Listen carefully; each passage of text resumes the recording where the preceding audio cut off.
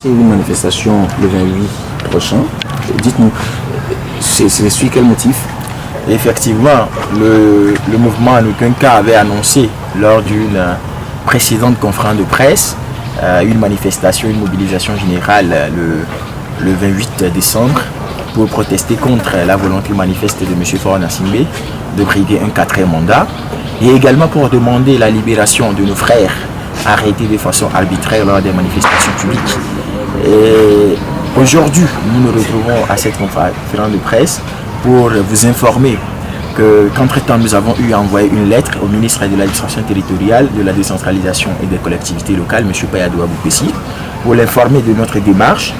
Et nous avons précisé que notre point de chute devait être GTA et nous avons précisé 2 points de départ, Agua Échangeur et puis Bekota. Mais contre toute attente, le ministre a rejeté notre proposition, notre itinéraire, et a plutôt proposé qu'on puisse démarrer notre manifestation à Gakoto. Et comme point de chute, l'église des Assemblées de Dieu, comme on en a pris l'habitude depuis un certain temps. Nous y avons longuement réfléchi et avions décidé d'accepter. Et certes, nous ne sommes pas d'accord, mais l'essentiel pour nous, c'est de manifester, c'est que des constituants puissent sortir, des Togolais sortent le 28 pour dire non au 4e mandat de M. Faure Gnassingbé et pour demander expressément la libération de nos amis qui sont encore dans les géoles du Togo pour avoir librement exprimé leurs opinions à travers des manifestations publiques.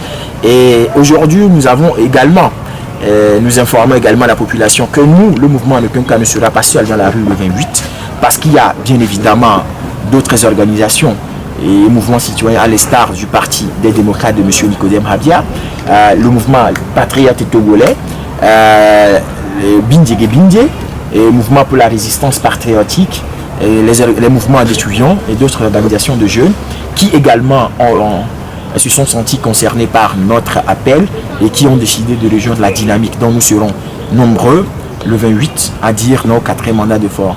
Et il y a évidemment d'autres organisations aussi que nous avons contactées et qui incessamment vont nous revenir avec un retour favorable et seront également présents dans la rue. Donc nous profitons encore de cette occasion pour appeler la manifestation et les concitoyens, nos compatriotes, à se mobiliser nombreux pour prendre part à cette manifestation que nous voulons le début que nous voulons pacifique et surtout comme étant le début des grandes actions à venir.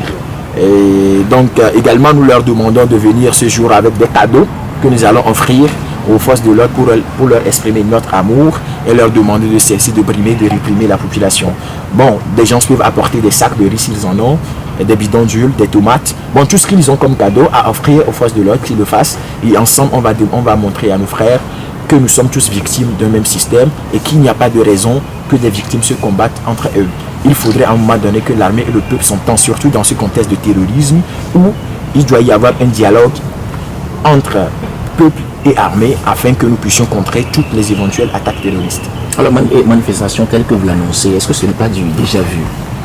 Bon, du déjà vu, je ne sais pas, mais de toute façon, nous savons que des compatriotes viendront même d'Atapamé, de Sokodé, de Tchamba, de Labina, de Mango, de Tablibo, de beaucoup de coins du Togo pour venir manifester à Lomé. Et je pense que c'est la première fois que des concitoyens quittent des zones aussi reculées pour venir manifester leur désapprobation et dire non à la gouvernance de M. Faure Gnassingbé.